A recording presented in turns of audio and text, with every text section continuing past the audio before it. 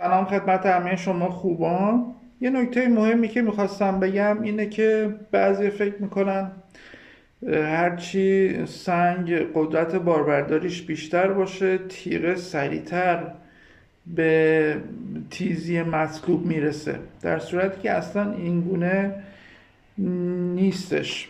الان براتون یه مثال میزنم. ببینید ما اینجا یه سنگ مصنوعی داریم. خب همینطور که میدونید این سنگ ها هم باربرداری بسیار بالایی دارند و هم ذرات ساینده بسیار قوی دارند. من این چاقو رو هر مقداری که روی این سنگ بکشم و با هر زاویه‌ای روی این سنگ بکشم، این تیز میشه ولی موزن نمیشه. ببینید مو نمیزنه.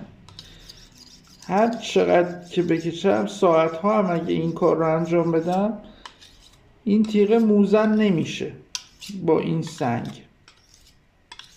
در حالی که این سنگ هم باربرداری فوق العاده بالایی داره، هم ذرات بسیار زیادی داره، ولی این سنگ این تیغه رو موزن نمیکنه.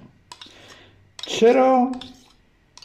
چون ما برای موزن شدن احتیاج به یک لبه بسیار یک نواخت و اصطلاحاً تمیز داریم. این سنگ لبه ما رو تیز میکنه، شکل میده، ولی به صورت دندانه دندانه در میاره. یعنی اگر این تیغه رو ما بذاریم زیر میکروسکوپ، تیغه به صورت یک نواخت نیست و دندانه دندانه هست. برای کلیه سنگ‌هایی که باربرداری بالا دارن به همین صورته، یا سطحشون زبره یا بلورهای بسیار تیزی دارن که نتیجهش میشه باربرداری بالا.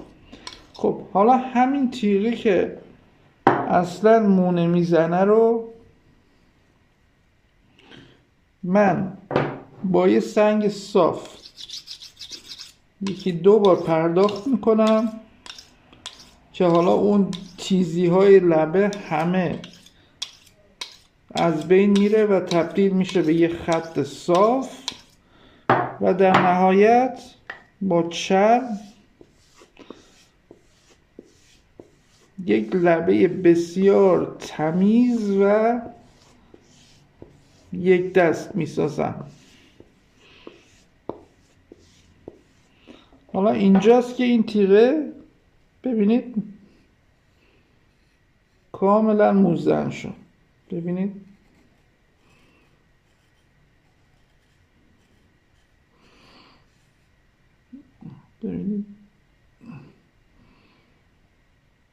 دیده میشه یا نه؟